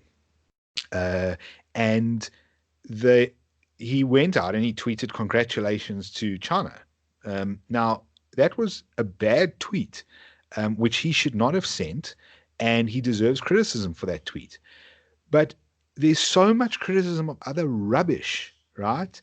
Currently, people are losing their minds because he tweeted out a photo of Joe Biden with his son and a Ukrainian oil baron, and used Nickelback music, and that's what people are freaking out about. Now, here's the thing. If they just calmed down and forgot the Nickelback tweet and were like, dude, you should never have congratulated the Chinese. You could have just shut up. You didn't have to say anything. And I think there might be an underestimation of how annoyed people are. Like, he's not wrong about the witch hunt thing.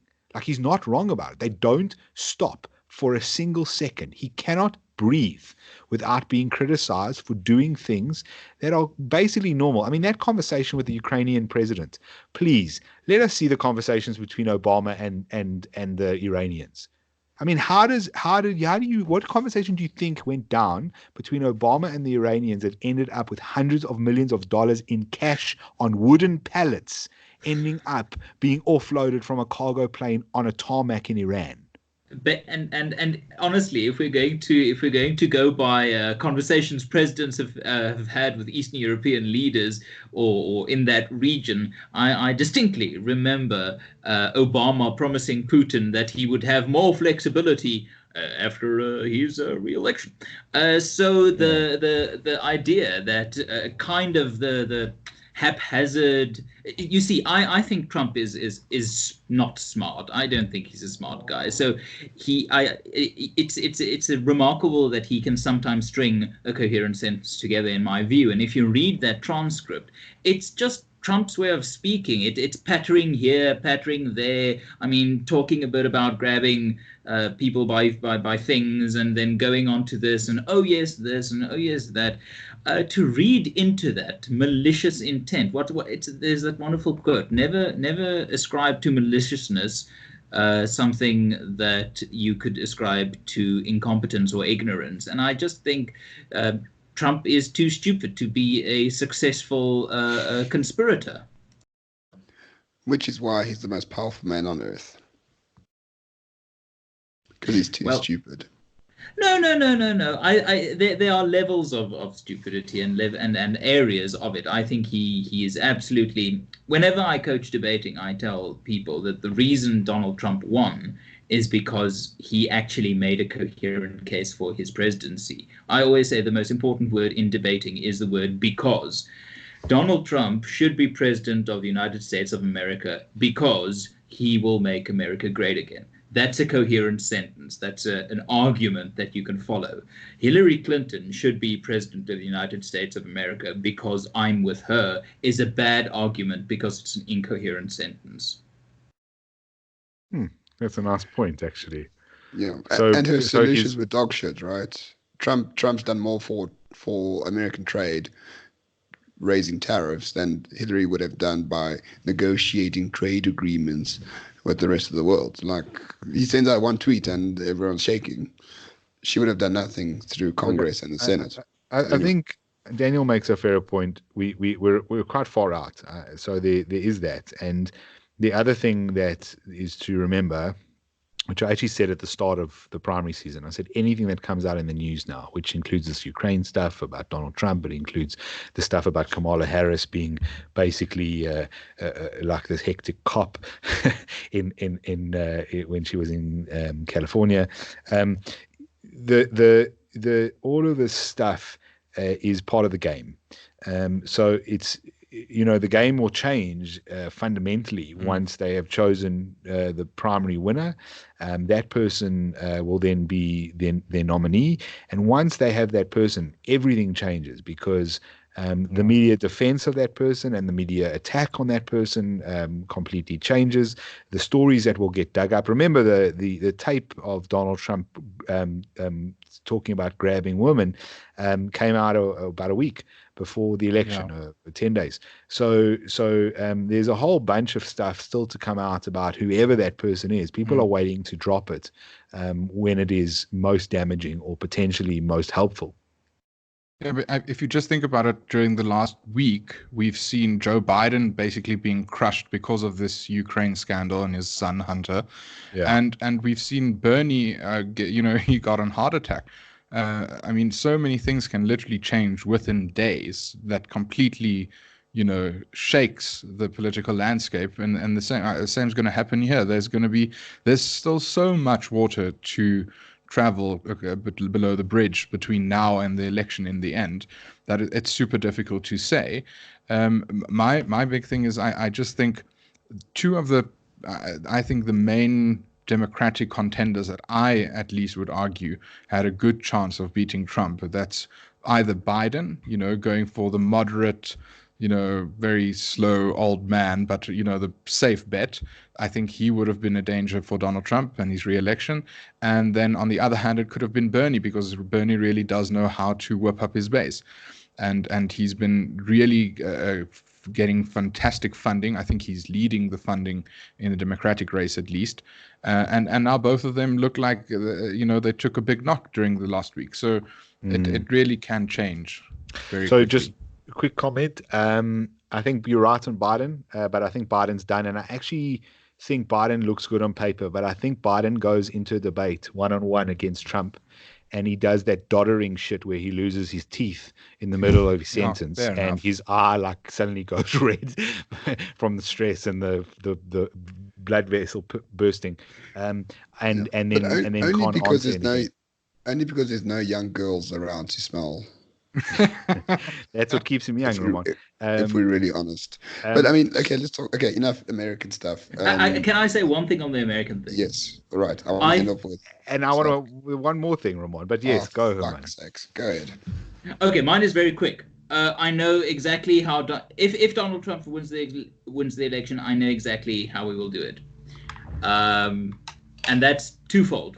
Win the culture war because or fight the culture war because that's his best shot. If the Democrats nominate the social justice lunacy, then the culture war is in his favor. He can then at least convince the people of Pennsylvania, Wisconsin, and Michigan that really you are 50 years old, you are 40 years old, or whatever, you work at some manufacturing plant. Are you really going to entertain the idea that because you're a white man, you have privilege? And, oh, by the way, you're a white man being one of 47 options. So I think that's the one thing. But the other crucial thing is he's going to end the trade war in the spring. He will either unilaterally end the tariff pressures, thereby manufacturing an economic boom in the manufacturing states, Wisconsin, Michigan, and Pennsylvania, or he will push China to its breaking point so that they break in the spring. But in the spring, the trade war will come to an end. It will create an economic boom just in time for the election. And no one votes on how the economy was a year ago. Yeah, good point. Just on Bernie, I think Bernie's done, and I think he's done anyway because of Elizabeth Warren. I don't think because of the heart attack. Just speaking to that, Daniel. And then lastly is the other person you didn't include in there who I actually do think could have given him a run for his money is Tulsi Gabbard. And that's because I actually think a number of Republicans might have voted for her. I think she's moderate enough. She's served in the military, so she's got credentials in that respect. It's actually her weakest point as a Democrat, as far as I'm concerned. She's an enigma in that respect. She keeps talking of she plays the sort of Democrat game, but she's fired an M16 in anger at people of color. So frankly, she's on a debate stage, she's going to get burnt on that eventually. But yeah, I think, Ramon, we can move on. We've discussed enough of it. I know you hate the American stuff, but it's at least a country with a future, unlike us. No, I don't hate the American stuff. I think we just tend to do it a bit too often. So the American stuff is still far away. South African stuff is not really. It's a bit more predictable. Everything is shit. EFF are VBS looters. ANC are at deadlock. No one knows what's going on. They want NHI, EWC, and maybe privatize parts of Eskom, because that makes sense. And the DA fell apart because our good man Hermann wrote a piece only the other day about who's a good potential leader of the DA. And it appears to me that, the road to anarchy is well and truly set. And I think that we should all buy drones, Tesla batteries for our houses, and 3D print furniture. And then I think we're good.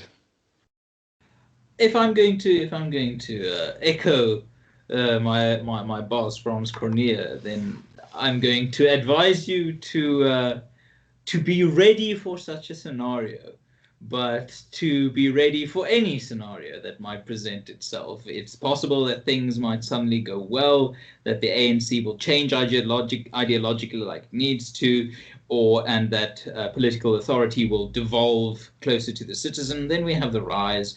It might be that political authority becomes weaker, devolves de facto to the citizen. The ANC doesn't modernize. Then we have the fragmentation, basically just the enclave of South Africa, where it's the return to small city-states, as it were.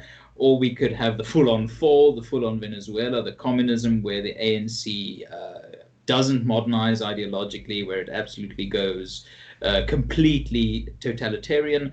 And then we have the takeover scenario, where at some point external benefactor like the IMF or China take control of economic policy in the country and force down on poor and impoverished South African populace the necessary economic discipline the ANC cannot effect on itself. And those are the four scenarios that I think people should be prepared for all of them, actually. Yeah, well, I fully agree, but there is absolutely no downside to preparing only for the one or the two, really.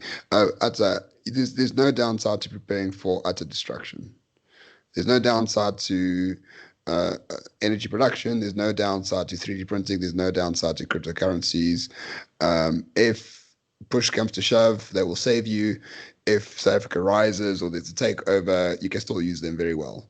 So yeah, just prepare for the utter failure, and then the upside is big for everyone, for all the other scenarios too. Yeah, but don't buy a drone. That's just retarded. That's fine, Ramon. You keep referring to Hermann and his derailing of the DA. Let's point out that Musi made choices that derailed him as leader, and then that, as a result of that, plus what happened in the election, caused Hermann to write a column, which then said, well, Musi's almost definitely out. Let's talk about who should be in next. Hermann, did you think that column was going to be so controversial, basically because you said a white guy should be head of the DA, but you pointed out the fact that shouldn't matter, and that's the point?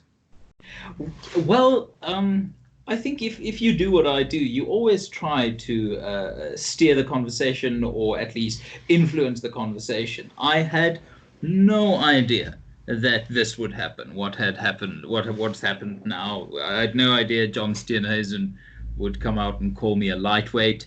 If so, I heaven forbid the DA ever meets a heavyweight. So the outcome is huge, and I didn't expect it. But the point I was making in the article was that it would be refreshing for once if a South African party can just appoint the right person for the job. South Africa has an unemployment crisis. How about we elect someone with a record of creating more than 500,000 jobs? South Africa has a crime crisis. How about we elect someone who has put forth, I think, the most constructive crime-fighting initiative at provincial governance level? And if it's a white guy, and it happens to be, in this case, Alan Winde, how about we let the person who can solve unemployment or has the best chance to solve unemployment and the best chance to solve crime, how about we let him have a go and not say no to him, or not say he can't serve his country, because he's a white guy? Herman, the big thing I take away from your article is the fact that people literally do not read the complete article. I think that's abundantly clear. Even people like John Steenhuisen, even though they say and they take screen grabs of the whole article, it's not read as a whole, and I think that's why people are reacting as they are. But I must say, I'm not going to.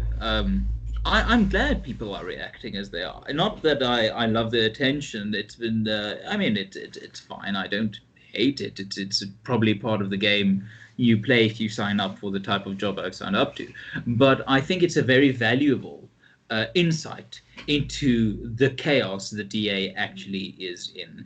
If a relatively junior analyst can write an opinion piece, and with that opinion piece cause this kind of absolute catastrophic collapse, then that says something about the party. Then I think the May elections might have been them overperforming if based on how they actually should be performing. This is just a revelation of a party in utter meltdown and chaos, and that's why I'm glad it's happening. We need honesty in South African politics, and thank goodness we can at last see the real DA, it seems. Yeah, and I'm not going to blow our own whistles, but I will in this regard. Jonathan, we had a whole episode, I remember, about the DA. I would say, 18 months ago? And we laid out over the course of an hour and a half what the problems are, what to do, what to send out as messages. And it seemed like they listened but didn't actually implement anything we say. Now, I'm not saying we are, strategists extraordinaire by any means, but we could see the path in front of the DA. And it was not that much of a surprise. I remember speaking to a current DA MP a week before the election. He said, no, we're expecting around 27%. And I said, under what fucking universe are you? Well, who are your pollsters? Like, who are the people that you're asking? Like, people in this Cape Town CBD. You happen to be a bit white. Like, really now? You guys are completely deluded. So it was no surprise to them lose as much as they did. And it's very much the story of South Africa. If you don't grow, you sort of fragment. If the economy doesn't grow, South Africa fragments. If a party doesn't grow, it fragments.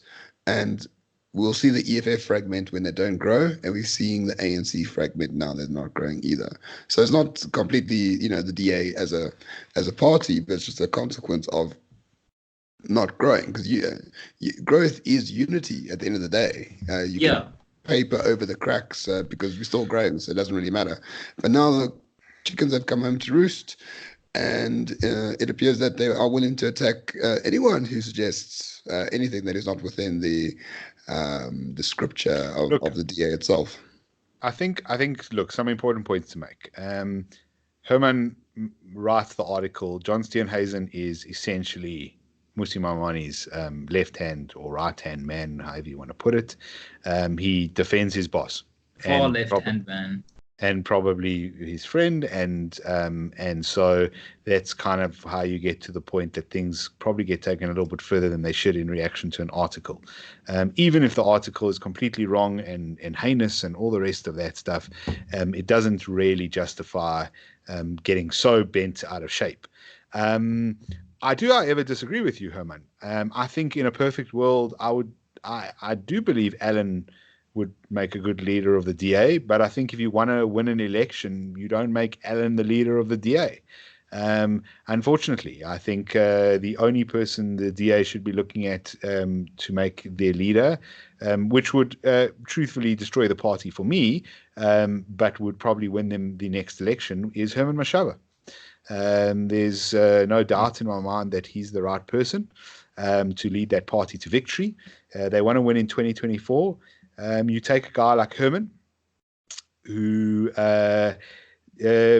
basically says things people want to hear. You and I may not like his rhetoric, for example, on immigrants, but many people do. And it's actually, I would think, a very popular position. He today announced a whole bunch of basically government-funded or semi-sponsored housing. I think it's a terrible idea. But I would bet he's got massive support for that, and he does within his caucus and within the entire government, local government. The truth is that he's the guy who can sound a bit like the ANC, a bit like the EFF, and he brings the specter of DA administrative competence with him, and that kind of person is a real threat for the ANC and the EFF. He's the kind of guy who carries the historical weight that he could go up in a battle against the likes of Cyril Ramaphosa and he could come out better for it. And I actually, once again, I will emphasize, he's not my ultimate choice, but this is how life works, right? We don't get the guy we really want. I want to bring Winston Churchill back from the dead and make him the leader of South Africa. I don't get to do that. So here's your choice. Your choice is Cyril, Julius, or Herman Mashaba. I'm picking Herman. Yeah, no, I hear what you say, and you make a convincing argument.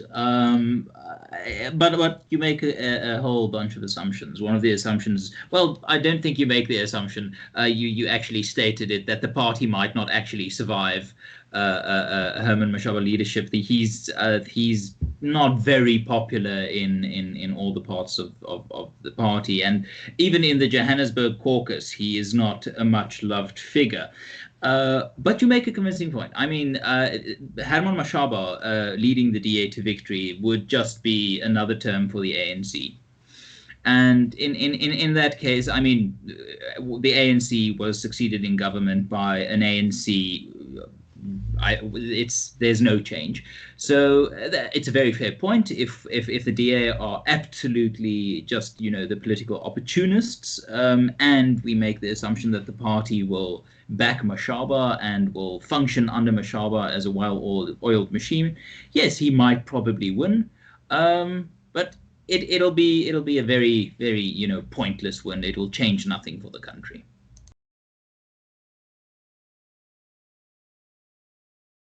I'm perfectly on board with that, because I've for long said that not much is going to change and we're in shit.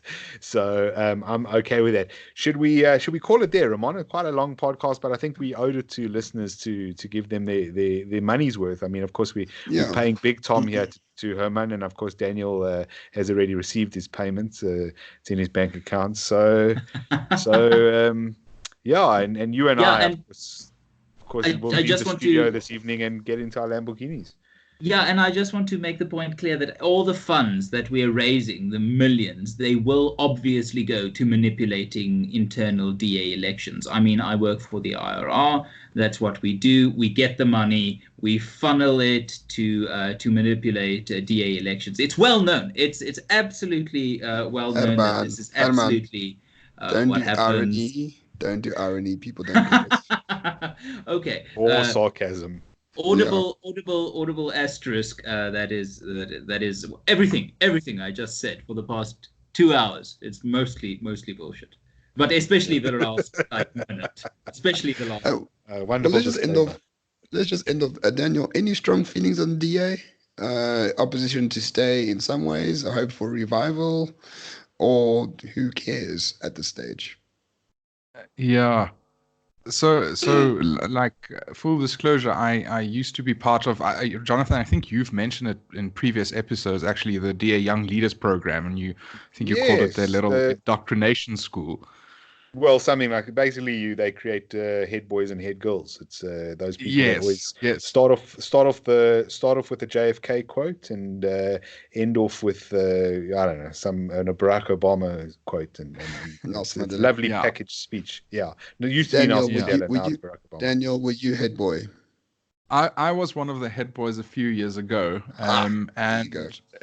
but to be honest, now I didn't vote for the DA in the previous election, and I honestly feel the DA is going to go the route that the MP went. They're probably just going to slowly evaporate and in the end join, I don't know, either the EFF or the ANC or whoever.